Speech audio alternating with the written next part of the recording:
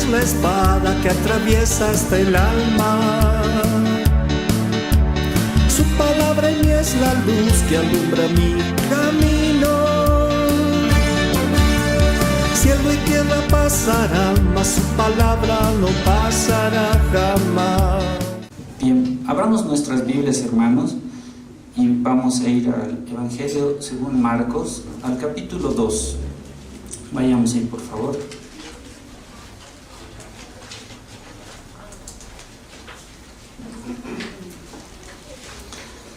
Y aquí nos habla de un milagro que estaba haciendo Jesús ya en su ministerio en esta tierra. Y nos habla de que sana a un paralítico. Muchos conocerán la historia, pero vamos a ir viendo muchos detalles que nos enseñan grandes prodigios que el Señor hizo. Y el centro de toda esa enseñanza es lo que vamos a ver hoy día. Sé que desde pequeños probablemente hemos admirado a alguien, ¿no? Siempre, no sé, he tenido hermanos mayores o alguien, y a medida que vamos creciendo siempre hemos tenido admiración por muchas personas, ¿no? Sea en un área académica, deportiva, no sé, tantas áreas. Y cuando esa persona a la cual admiramos llegase a este lugar, pues estamos desesperados de poder conocerlo, de verlo, oírlo y saber qué es lo que él hace. En este caso, Jesús estaba haciendo grandes prodigios y enseñando la palabra. Y es por eso que lo que vamos a leer inicialmente era algo así, multitudes lo estaban siguiendo. Vamos a leer inicialmente los versículos 1 al 5 de este capítulo 2 de Marcos. Leemos juntos, por favor.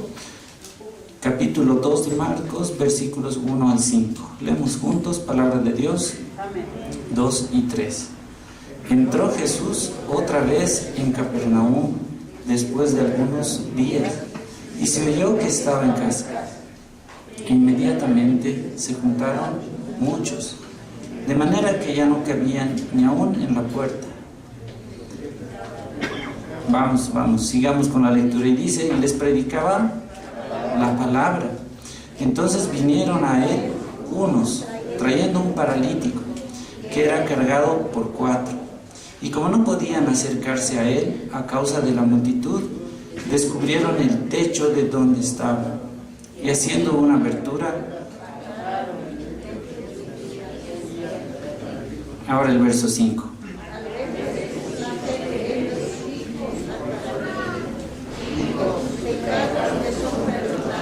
Bien, hermanos, si han seguido toda esta lectura, sé que hay algo que les ha debido llamar la atención, pero vamos a ir parte por parte. Dice el versículo 1, ¿no? Entró Jesús otra vez en Capernaum. Estaba por segunda vez en Capernaum después de algunos días, y se oyó que estaba allí. E inmediatamente, ¿qué pasó? Se juntaron, dicen, muchos, de manera que ya no cabían ni aún en la puerta. ¿Y qué hacía Cristo? ¿Qué es lo que dice ahí? Les predicaba la palabra. Por eso les decía, hermanos, al principio, hemos admirado alguna vez a alguien y hemos querido escucharlo, verlo y seguirlo donde esté. Eso estaba pasando con Jesús en este momento. Y lo que llama la atención es esto, ¿no? E inmediatamente dice, se juntaron muchos, de manera que ya no cabían ni aún en la puerta, y les predicaba la palabra. Su enseñanza era lo que llamaba a las personas. ¿Y por qué pasaba todo esto? Miren lo que está en el capítulo 1 de Marcos, versículos 21 y 22. Y yo sé que hay muchas personas que cuando hablan con tal elocuencia que nos pueden envolver en sus palabras, ¿no? Pero es muy diferente cuando alguien habla con autoridad, y eso es lo que hacía Jesús, y por eso le seguían las multitudes. Leamos estos dos versículos, por favor. 21 y 22 del capítulo 1. 2 y 3. Los días de reposo. Entrando en la sinagoga, enseñaba, y se admiraban de su doctrina, porque les enseñaba como quien tiene autoridad y no como los escribas. Ahí está, hermanos. Esa era la primera aparición de Cristo en Capernaum.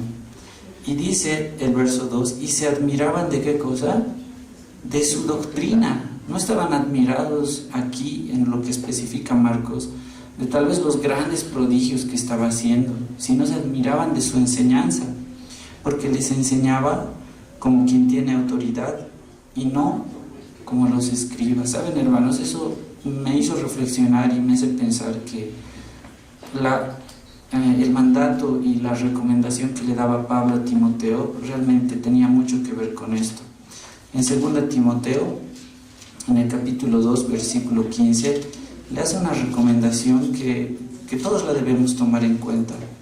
Dice este versículo que procura con diligencia presentarte a Dios aprobado, como obrero que no tiene de qué avergonzarse, que usa bien la palabra de verdad. Hablar con autoridad, hermanos, es justamente eso, no tener de qué avergonzarse.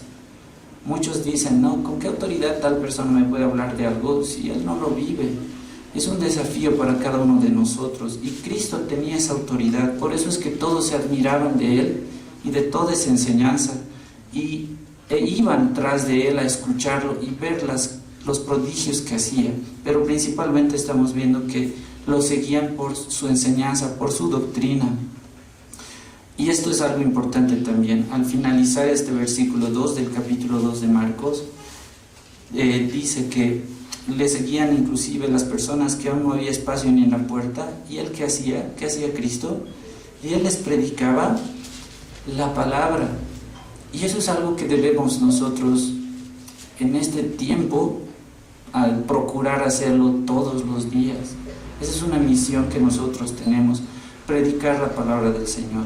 Seguramente hemos estado estos días al tanto de las noticias y las barbaridades que escuchamos, ¿no? De las personas, cómo están matando a otras personas, y no se limitan solamente a eso, sino van más allá. ¿Qué podemos hacer nosotros? Predicar la palabra. Ese ejemplo nos dio Cristo, y es lo que nos encomendó Él antes de su ascensión. A ver, veamos lo que nos dice Marcos 16:15, un poco más adelante. En cada uno de los pasos, las actividades, las palabras que hacía Jesús, tenemos tanto que aprender, hermanos. En estos 2 versículos estamos viendo primero esto, ¿no? La necesidad que tenemos nosotros de predicar la palabra. ¿Qué dice este versículo 15 del capítulo 16? Leemos juntos, palabra de Dios. 2 y 3. Y les dijo, id y predicar el Evangelio. Es un mandato, hermanos. Era una de las últimas cosas que Cristo estaba haciendo antes de su ascensión en esta tierra, y como gran recomendación nos dice eso, ¿no? Id por todo el mundo y predicad el Evangelio a toda criatura. ¿Cuánta necesidad hay en el mundo de conocer el Evangelio? Al escuchar todas esas noticias sentimos mucho más esa necesidad, y es nuestra responsabilidad el poder hacerlo. Pero Pablo también nos habla, volviendo a 2 Timoteo, vamos al capítulo 4,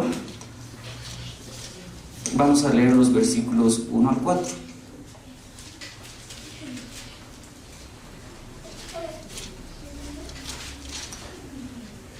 Y vamos a leerlos juntos también, por favor.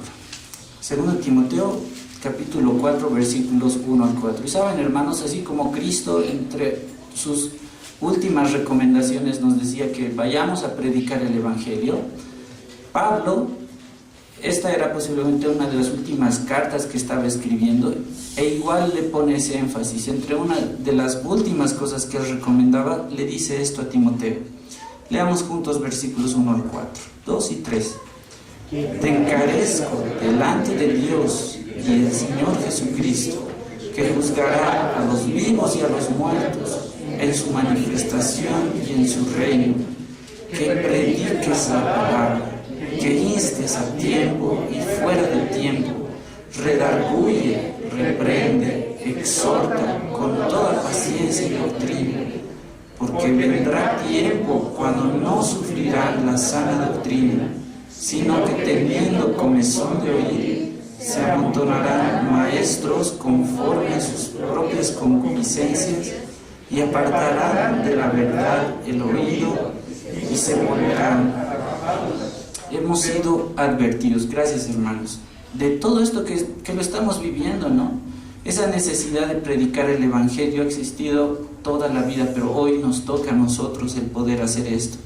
Te encarezco delante de Dios y del Señor Jesucristo, que juzgará a los vivos y a los muertos en su manifestación y en su reino. ¿Qué es lo que nos dice? Que prediques la palabra, que instes a tiempo y fuera de tiempo. Hermanos, esta palabrita instes tiene un significado muy especial. En el griego es ephistemi, y saben, eso significa y está relacionado o muy utilizado cuando los soldados están listos para actuar, están prestos para cualquier llamado e ir a actuar. Como un buen soldado tiene que estar listo. Eso es lo que nos está diciendo aquí. Nosotros debemos estar listos, preparados todo el tiempo para predicar el Evangelio de Jesucristo. Por eso es que dice que prediques la palabra, que instes, que estés preparado a tiempo y fuera de tiempo, redarguye, reprende, exhorta con toda paciencia y doctrina. Es una gran necesidad que tenemos en este tiempo de seguir predicando el Evangelio. Es lo que el mundo necesita. El mundo está perdido y nosotros necesitamos predicar el Evangelio. Y hablando de esto de soldados, hermanos, hay un hecho que pasó en la Segunda Guerra Mundial que es muy interesante. Voy a resumirlo muy brevemente, voy a omitir varios detalles, pero cuando Hitler había asumido el poder en Alemania, el partido que él presidía, que era el Partido Social Nacional Socialista, había surgido como una esperanza después de la Primera Guerra Mundial, en la cual Alemania había perdido territorio y estaba completamente endeudado. Tenía que resarcir económicamente a los países que había invadido y tenía problemas. Entonces estaba en una situación económica muy deplorable. En ese momento surgió Hitler y surgió como una esperanza para Alemania, y muchos alemanes depositaron su confianza en él. Pero ¿saben qué es lo triste, hermanos? Que a pesar de perseguir a los judíos, el antisemitismo que él tenía, las personas e inclusive los cristianos, algunos cristianos, lo veían como un enviado de Dios, como un salvador, porque les estaba dando cierto bienestar y esperanza en esta tierra. Algo muy triste, hermanos, pero pasó así. Y existieron personas que se mantuvieron firmes a la palabra de Dios. Esto no podía venir de Dios. Y uno de ellos era Dietrich Bonhoeffer, un alemán, un cristiano, un teólogo, y que era una persona con bastante conocimiento. Y él se había opuesto a esta estrategia de Hitler. Y en medio de todas las situaciones, ya se ingresó en la Segunda Guerra Mundial, él tuvo la posibilidad de irse a Estados Unidos y evitar todo el problema que pasaba en Europa, porque esto era antes de que Estados Unidos ingrese en la guerra. Pero saben, el Evangelio, su conciencia y ese amor hacia los discípulos, porque él enseñaba en la universidad, enseñaba y discipulaba a muchas personas, hizo que apenas durara un mes en Estados Unidos y vuelva a Alemania para seguir con esa labor. Pero como él estaba opuesto a las ideas de Hitler y lo decía públicamente en entrevistas, en radios, la Gestapo lo había perseguido y estaba muy limitado. Ya no podía enseñar en las universidades, ni discipular, ni nada, pero él lo hacía hasta subterráneamente, seguía con esa labor. Pero veía que cada vez sus esfuerzos de discipular, de seguir predicando el Evangelio, eran mermados por todas las restricciones que le hacía el gobierno de Hitler. Entonces, lo que él hizo fue, en un tiempo, trabajar como un agente para la inteligencia militar alemana. Como era una persona muy intelectual, inteligente, trabajó así, pero hizo una doble labor. Tenía que estar en contacto con diferentes países y trabajar para el gobierno y los militares alemanes, pero él a su vez entró en ese trabajo con dos propósitos: el hacer conocer en Europa los planes terribles que tenía Hitler, y por otra parte, y algo muy loable, es que ayudaba a muchos judíos a escapar también y salvarlos. Muy aparte de su labor de predicación, él hizo esa labor hasta que fue encontrado, fue descubierto por la Gestapo de toda esa labor que estaba haciendo y fue encarcelado. Estuvo desde 1943 hasta 1945 en cárcel. Durante ese tiempo también escribió muchos libros y predicaba también en la cárcel. Pero en uno de esos libros, hermanos, que se llama El costo del discipulado, él menciona unas palabras y había acuñado un concepto que hoy se conoce como la gracia barata. Suena algo muy duro, pero entendiendo el contexto en el que él estaba viviendo, que la misma iglesia estaba reconociendo a Hitler como un enviado de Dios, él no podía quedarse callado. Y las iglesias posiblemente estaban haciendo de que la gracia se vea como algo, como él lo dijo, una gracia barata. Y lo voy a leer en un fragmento que él escribió en ese libro.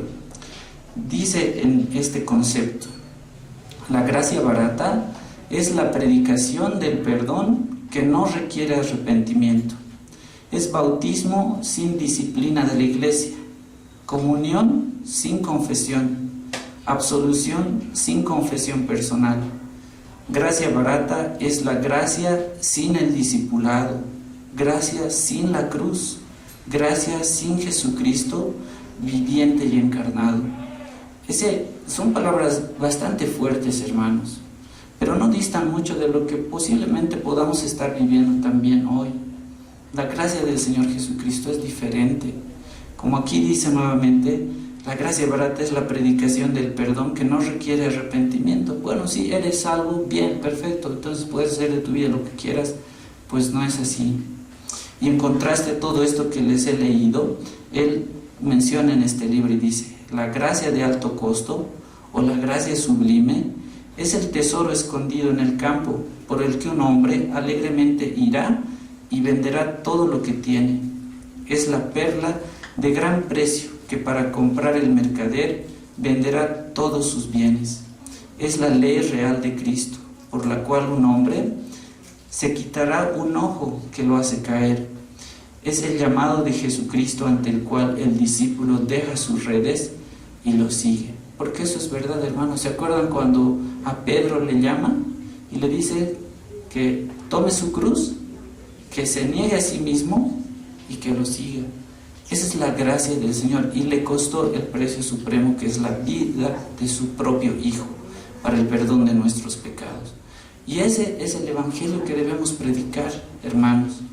No un evangelio que se enfoque posiblemente en las bondades de Dios, en la añadidura, sino en el centro. Y este es el punto del mensaje que quiero compartirles y les estoy compartiendo.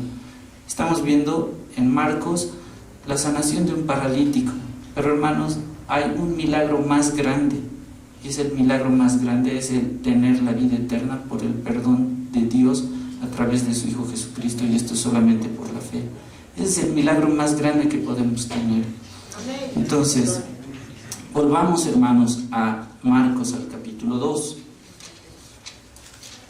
Y si pudieron darse cuenta en la primera lectura, porque hay muchos detalles, por eso les decía, hay algo que llama la atención. Hay una persona, un paralítico, y en el mundo judío se solía relacionar muy directamente que si una persona estaba enferma o padecía algo, estaba muy ligado a un pecado que haya cometido. En realidad, mientras más grave sea su enfermedad o lesión, era muy grande el pecado que había cometido. Esa era la idea que se tenía en el mundo judío principalmente.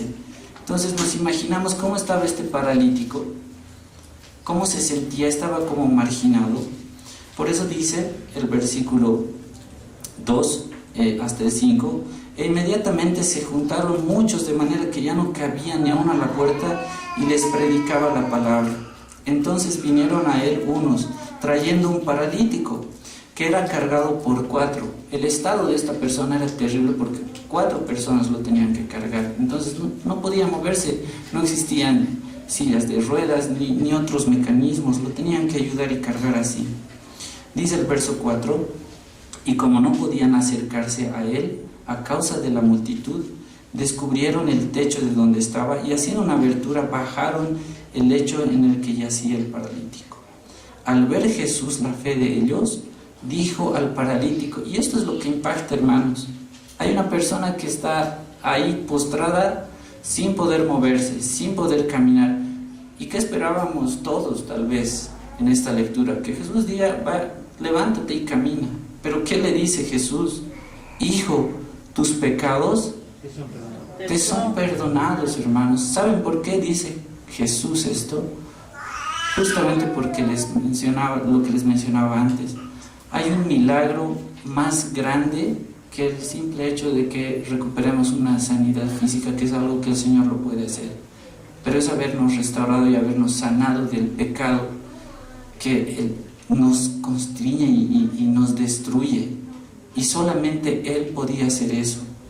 Pero hay otros detalles por los cuales nosotros podemos aprender de sus amigos.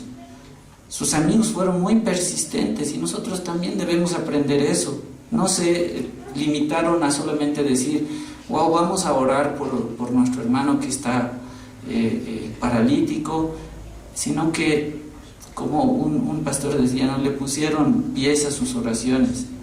Lo llevaron, lo cargaron, vieron la multitud, no se detuvieron ahí, se fueron al techo, hicieron un hueco y llegaron hasta donde Cristo estaba. ¿Por qué? Porque tenían fe en Cristo y que Él podía sanarlo. Eso es algo que nosotros también podemos aprender de esto. Entonces, lo que Cristo estaba haciendo es el milagro más grande, hermanos. No hay milagro más grande que el que nosotros podamos disfrutar de una vida eterna cuando por los pecados merecemos la condenación eterna. Hay una frase que la menciona un estudioso, Edward Mirsby, y se los voy a leer porque resume muy bien todo esto. Dice, en referencia a esta porción, el perdón de nuestros pecados es el milagro más grande que Jesús realiza. Suple la necesidad más esencial, cuesta el precio supremo y da la bendición más grande y los resultados más duraderos. Y eso es verdad, hermanos, porque aquí sí, si recuperamos y restauramos nuestra salud, es verdad, pero va a ser un tiempo corto y nuestro cuerpo se va deteriorando día que pasa. Pero ¿qué verdad hay en todo esto? No, dice, el perdón es el milagro más grande que Jesús realiza. Suple la necesidad más esencial, que es habernos librado del pecado, y nadie más que Cristo podría haberlo hecho. Dice que cuesta el precio supremo, y costó la vida de su Hijo Jesucristo, y da la bendición más grande y los resultados más duraderos, porque lo que nos espera a los hijos de Dios es la vida eterna, y para eso no hay nada que pueda oponerse, ni nadie que lo pueda destruir. Es una verdad tan grande esto, hermanos. Pero vamos a seguir. Vamos a leer los versículos en adelante, el 6, y vamos a ir viendo que hay el único que conoce nuestro corazón y el único que perdona nuestros pecados es Cristo. Vemos lo que dice el versículo 6 inicialmente. Dice, estaban allí sentados algunos de los escribas, los cuales cavilaban en sus corazones.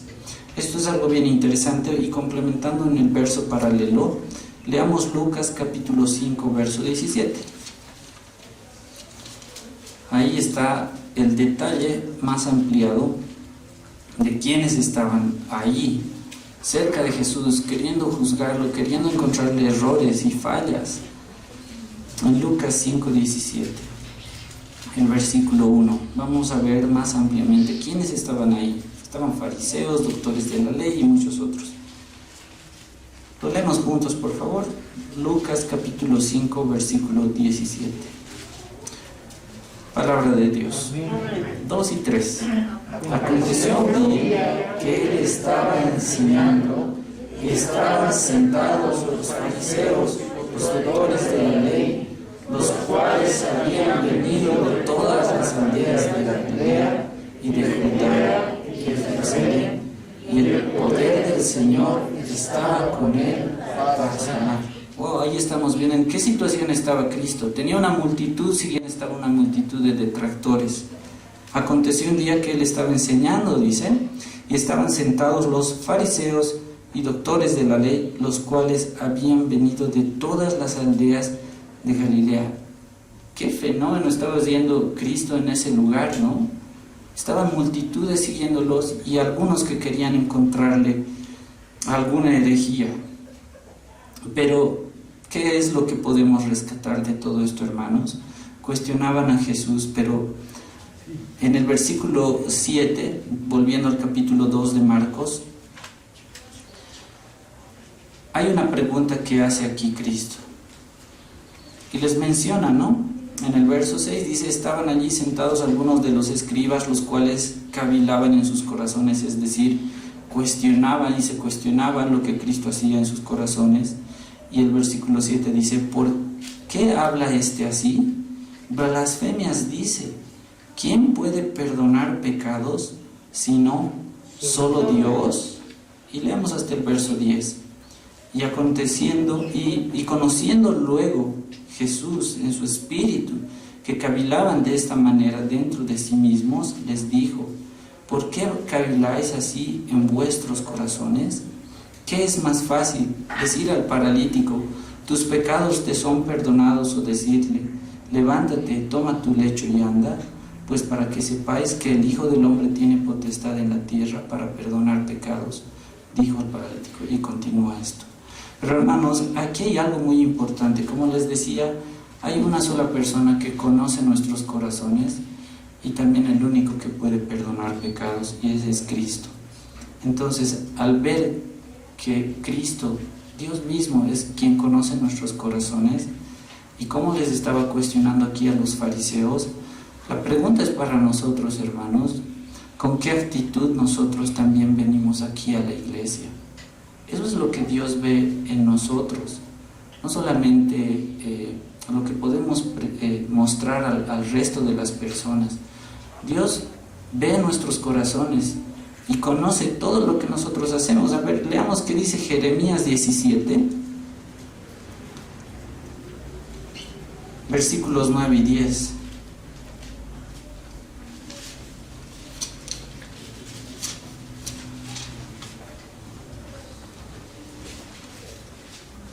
Vamos a recordar estos versículos porque hay una sola persona que nos conoce y conoce nuestros corazones, así como Cristo ya sabía cuál era la intención de los fariseos, los doctores de la ley. Vamos a ver qué nos dicen estos dos versículos. Leemos juntos, por favor, palabra de Dios. Amén. 2 y 3. Engañoso es el corazón más que todas las cosas y perverso. ¿Quién lo conocerá? Yo Jehová, que escudriño la mente, que pruebo el corazón, para dar a cada uno según su camino, según el fruto. A los hombres, hermanos, sí podemos engañar, pero al Señor no. Él conoce lo más profundo de nuestro ser, como dice aquí. Engañoso es el corazón más que todas las cosas y perverso. ¿Quién lo conocerá? Es la pregunta. Y la respuesta es el 10. Yo Jehová, que escudriño la mente, que pruebo el corazón para dar a cada uno según su camino, según el fruto de sus obras. Por eso les decía, hermanos, ¿con qué actitud venimos aquí a la iglesia? Venimos con esa actitud de querer retribuirle al Señor por todo lo que Él nos da, de ser agradecidos, de compartir con nuestros hermanos, o tal vez venimos con una actitud, no sé, de crítica, tal vez como los fariseos, porque saben que si los fariseos, los doctores de la ley, los escribas, iban con otra actitud delante del Señor, posiblemente podría haber sido el día de su salvación, al ver la enseñanza de Cristo y los milagros que estaba realizando. Pero no sucedió así, su corazón estaba endurecido y perdieron esa oportunidad.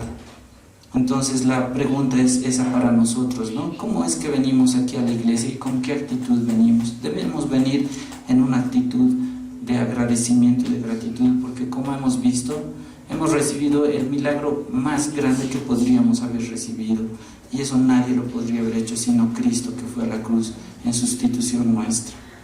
Entonces, volvamos por favor a Marcos, al capítulo 2. Y vamos a seguir viendo qué es lo que nos dice estos versículos.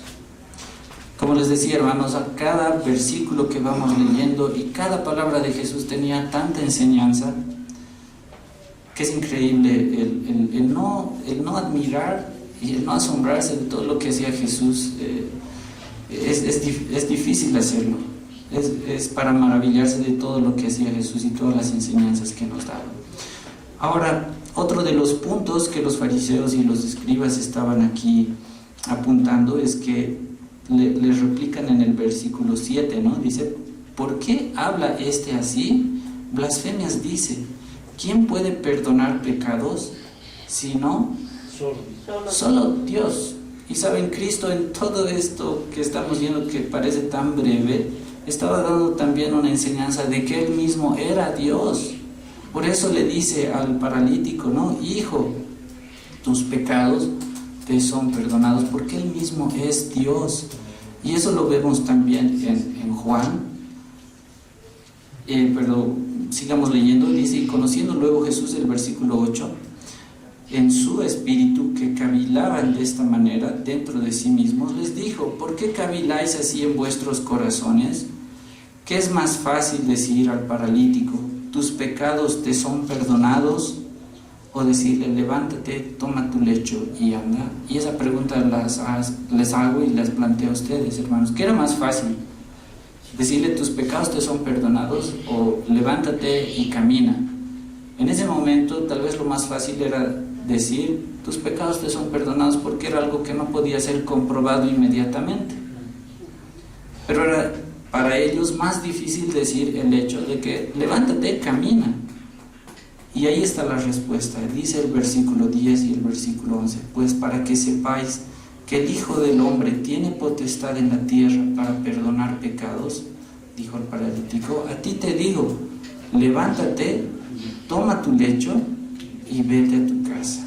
Entonces les estaba dando tremenda lección a los que le cuestionaban. Les respondía, ¿no? Si dices que es más fácil para mí decir, perdón, te perdono tus pecados, hijo, te perdono tus pecados, pues voy a demostrar que verdaderamente yo soy el Hijo de Dios y soy Dios mismo, y por eso te digo, levántate, toma tu lecho y anda. Y eso es lo que estaba haciendo Cristo ahí delante de ellos. Esto me hace recuerdo, hermanos, a lo que nos dice el Salmo 103, y seguramente los escribas que tenían bastante conocimiento lo podían evidenciar. El Salmo 103, versículos 1 al 4. Vamos a leerlo, por favor, y seguramente van a recordar, porque inclusive hasta en algunas alabanzas está este salmo.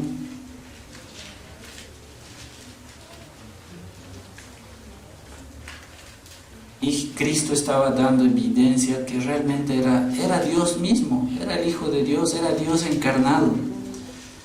Y lo vamos a leer, por favor, versículos 1 al 4. Palabra de Dios. 2 y 3.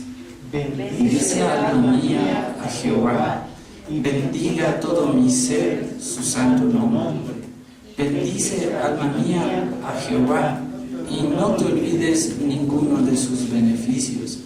Él es quien perdona tus iniquidades, el que sana tus dolencias, el que rescata del hoyo tu vida, el que te corona de favores y misericordias. Qué lindos versículos, ¿no, hermanos? Y el orden aquí es súper importante también. Bendice alma mía, dice, ¿no? A Jehová, y bendiga todo mi ser su santo nombre. Venimos a la iglesia así para hacer justamente esto, retribuirle al Señor y agradecerle. El verso 2 dice, bendice alma mía a Jehová, y no olvides ninguno de sus beneficios. Ahora, hermanos, ¿cuál es el primer beneficio que está mencionado ahí? El versículo 3, ¿qué dice? Él es quien perdona. Ahí está, hermanos, ese es el milagro más grande, el primer y mayor beneficio que tenemos. Él es quien perdona todas tus iniquidades. Después dice, el que sana todas tus dolencias, el que rescata del hoyo tu vida, el que te corona de favores y misericordias.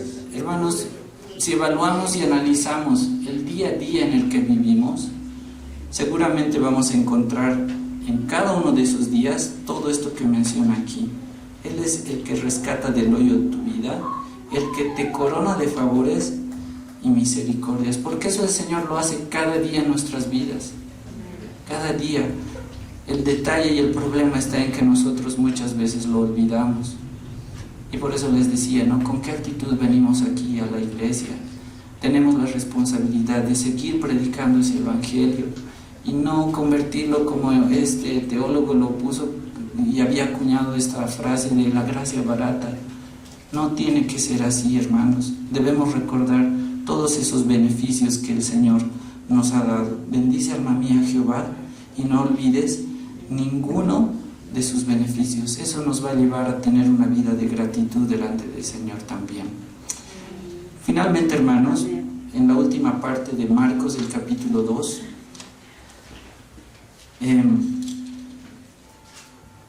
justamente hay una reacción que tuvo este paralítico, ¿no? Y de la gente también que estaba ahí cerca al ver el milagro. Y la pregunta que debemos hacernos nosotros es: ¿cómo nosotros recibimos este milagro tan grande que hemos adquirido de parte de Dios? ¿Cómo es nuestra respuesta? Y vamos a ver aquí en el versículo 12, bueno, leamos desde el 11 y 12, cómo es que el paralítico y la gente había reaccionado. Leemos juntos, por favor, palabra de Dios. Amén. 2 y 3. A ti te digo, levántate, toma tu lecho y vete a tu casa. Entonces él se levantó enseguida y tomando su lecho salió delante de todos, de manera que todos se asombraron y glorificaron a Dios diciendo: nunca hemos visto tal cosa. Esa es la pregunta, hermanos, ¿no? Aquí el paralítico recibió ese milagro y todos, aparte de él, glorificaron a Dios por eso. La pregunta, como les decía, es: nosotros ¿cómo reaccionamos al haber recibido ese milagro tan grande que es la salvación? ¿Cómo es que estamos viviendo para el Señor? ¿Cómo es que reaccionamos cada día? ¿Nos desanimamos? Hay pruebas, es verdad, hay a diario pruebas, eso es cierto. Pero el Señor también nos promete que todo eso un día va a terminar, que este tiempo en esta tierra es tan corto, pero nos espera la vida eterna, una eternidad con el Señor. Y debemos tener esa mirada, esa es la perspectiva de Dios, y eso es lo que debemos aprender. Y eso nos va a alentar día tras día y también a ser agradecidos, porque no todos son así. Veamos lo que dice Lucas 17. Hubo otro milagro aquí, pero vamos a ver cómo es que reaccionaron a este milagro. Lucas 17, versículos 15 al 19.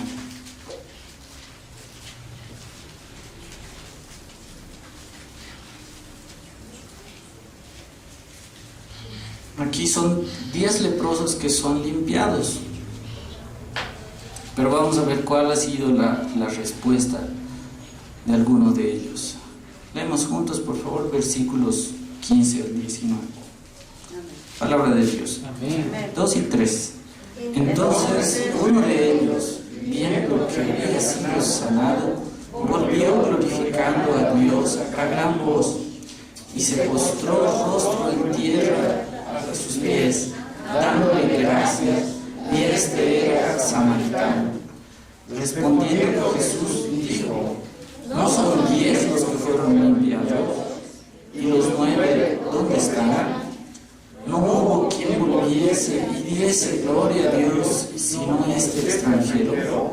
Y le dijo: levántate, vete, tu fe te ha salvado. Uy, hermanos, aquí la otra cuestionante para nosotros es saber en qué grupo estamos nosotros. ¿Somos como ese único que volvió y glorificó a Dios? ¿O somos de los 9 ingratos que recibieron el milagro y se fueron? Entonces uno de ellos, viendo que había sido sanado, volvió glorificando a Dios a gran voz. Eso es gratitud, hermanos, y esa es una característica que debe distinguirnos también como cristianos. La ingratitud es parte del impío y nosotros debemos agradecerle a Dios por ese milagro tan grande que nos ha dado. Pero dice además ahí, ¿no? El versículo 17, respondiendo Jesús dijo: ¿No son 10 los que fueron limpiados? ¿Y los 9 dónde están? Y eso cada uno de nosotros podemos respondernos, ¿no? ¿En qué posición estamos nosotros? ¿Cómo respondemos a todo lo que el Señor nos ha regalado? Debemos tener una vida de gratitud también. Y eso es lo que nos recuerda 1 Tesalonicenses. Vayamos ahí, por favor. Capítulo 5, versículo 18.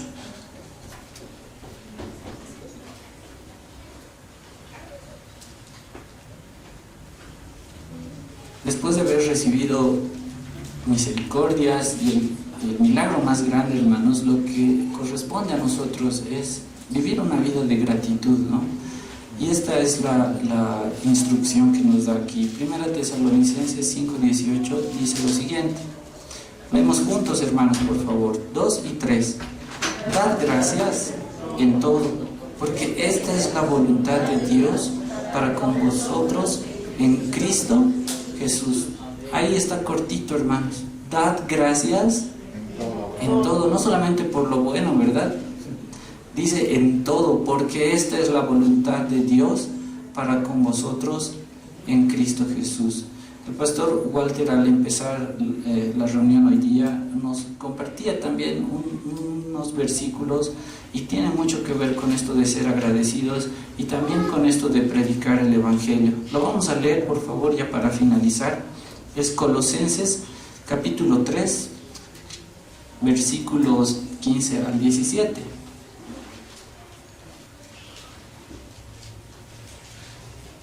Porque, hermanos, estamos viendo esto ya como un resumen, ¿no? Primero hemos aprendido de este pasaje que tenemos una gran necesidad de predicar el Evangelio.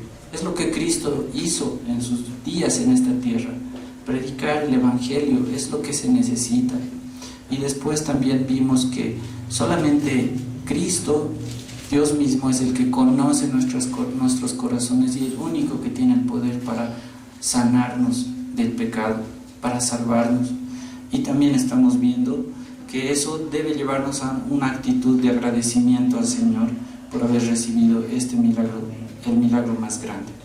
Leamos, hermanos, si gustan pueden ponerse de pie y vamos a leer Colosenses 3, versículos 15 al 17. Palabra de Dios. 2 y 3. Y la paz de Dios gobierne en vuestros corazones, a la que asimismo fuisteis llamados en un solo cuerpo, y sed agradecidos. La palabra de Cristo more en abundancia en vosotros, enseñándoos y exhortándoos unos a otros en toda sabiduría, cantando con gracia en vuestros corazones al Señor, con salmos e himnos y cánticos espirituales. Y todo lo que hacéis, sea de palabra o de hecho, hacedlo todo en el nombre del Señor Jesús, dando gracias a Dios Padre por medio de Él. Y así debe ser, hermanos.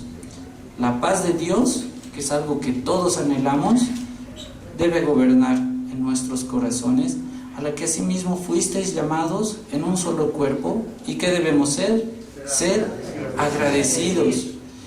Y en consecuencia, para eso dice el verso 16, la palabra de Cristo more en abundancia en vosotros, enseñándoos y exhortándoos unos a otros en toda sabiduría, cantando con gracia en vuestros corazones al Señor, con salmos e himnos y cánticos espirituales. No podemos, hermanos, predicar el Evangelio, seguir difundiendo la palabra de Dios si nosotros no la conocemos. Por eso dice la palabra de Cristo more en abundancia en vosotros. Y también debemos agradecerle al Señor alabándole, cantando en vuestros corazones al Señor, dice con himnos y cánticos espirituales. Y finalmente el 17, y todo lo que hacéis, todo lo que hacéis, sea de palabra o de hecho, hacedlo todo en el nombre del Señor Jesús, dando gracias a Dios Padre por medio de Él. Entonces, debemos ser también agradecidos por todo lo que el Señor hace cada día en nuestras vidas y mucho más por ese milagro tan grande que ha hecho al salvarnos por medio de la muerte de su Hijo Jesucristo, que es la propiciación por nuestros pecados. Amén. Bien, vamos a orar, hermanos. Su palabra en mí es la espada que atraviesa hasta el alma. Su palabra en mí es la luz que alumbra mi camino. Cielo y tierra pasarán, mas su palabra no pasará jamás. Y aunque la tierra tiemble, mi alma confiada estará.